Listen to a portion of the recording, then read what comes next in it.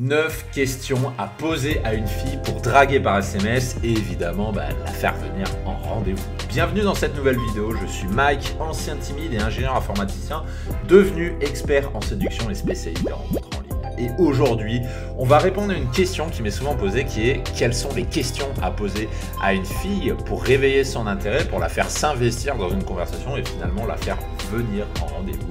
Et c'est ce qu'on va voir ensemble aujourd'hui. Avant de commencer, je vous conseille vivement de cliquer sur la cloche pour vous abonner si ce n'est pas déjà fait et de vous rendre sur le lien en description pour recevoir gratuitement de nouveaux conseils de séduction que je ne donne pas sur YouTube.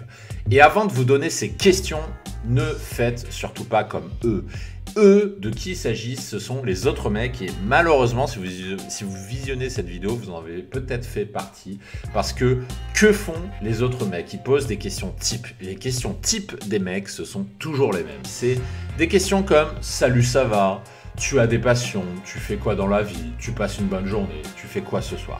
Alors, peut-être que vous vous dites que vous ne voyez rien de mal à poser ces questions, sauf que si vous faites preuve d'un peu d'empathie, le problème c'est que ces questions, les femmes les entendent 200 fois par jour. Et je ne plaisante pas, la grosse majorité des mecs envoient constamment ce genre de questions.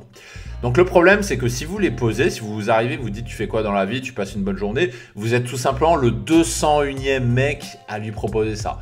Comprenez bien que si vous posez une question comme ça, la fille elle n'a pas envie de vous répondre tout simplement parce que vous ne sortez pas du lot.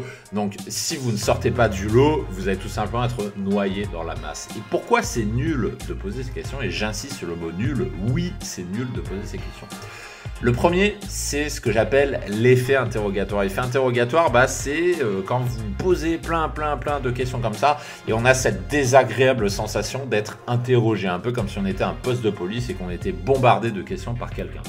Ce n'est agréable pour personne. Personne n'aime ça, donc vous n'êtes pas un interrogatoire de police, vous êtes en train de faire de la séduction. Donc évitez cet effet interrogatoire. La deuxième chose, c'est que poser ce genre de questions, ça vous amène vers des discussions qui sont plates. Parce que discuter de ce qu'elle a fait aujourd'hui, de si elle a passé une bonne journée, désolé, mais ce sont des discussions ennuyeuses, chiantes, plates, et ça n'intéresse personne.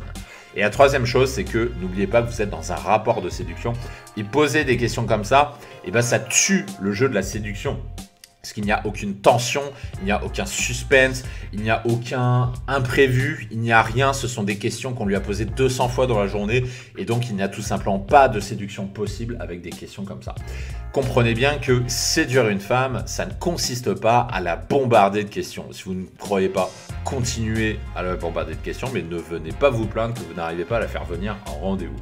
Et la vérité, c'est que très souvent, je l'ai vu en coaching, en fait, vous utilisez ces questions comme une échappatoire parce que vous essayez de dynamiser la discussion, mais vous ne savez pas comment faire. Et comme vous ne savez pas comment faire, vous utilisez la facilité en se disant tiens, j'ai posé les mêmes questions que tout le monde. Le problème, c'est que vous l'avez compris, ça ne fonctionne pas et ce n'est certainement pas le plus efficace. Alors, on va passer à au premier type de question qui est ce que j'appelle la question teasing. Et vous allez voir que c'est complètement autre chose par rapport à ce qu'on avait vu précédemment. Le principe d'une question teasing, c'est tout simplement de démarrer une discussion sans donner la réponse. Un petit peu comme quand vous allez quand vous allez au cinéma. Rappelez-vous la dernière fois que vous étiez allé au cinéma, que vous avez vu une bande-annonce d'un film. Vous avez dû voir une bande-annonce qui vous montre certaines choses, mais pas tout. Et du coup, ça vous donne envie d'aller voir le film.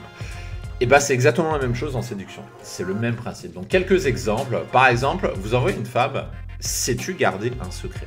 Là, vous allez faire « Ah, tiens, qu'est-ce que c'est? Oh, un secret? Oh, qu'est-ce qu'il va me dire ?» Et là, c'est autre chose, vous voyez. Ou autre exemple, si vous lui dites « Est-ce que je peux te faire confiance ?» Et là, la fille va se dire « Wow, il va me dire un truc super important. Oh, qu'est-ce qu'il va me dire ?»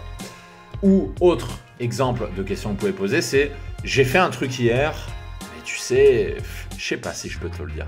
Tu vas mal me juger, tes yeux vont sortir de leur orbite, tu n'en croiras pas tes yeux. » Et là, la fille, elle va avoir envie de savoir ce que c'est. Elle va dire, mais qu'est-ce que c'est? C'est quoi ça?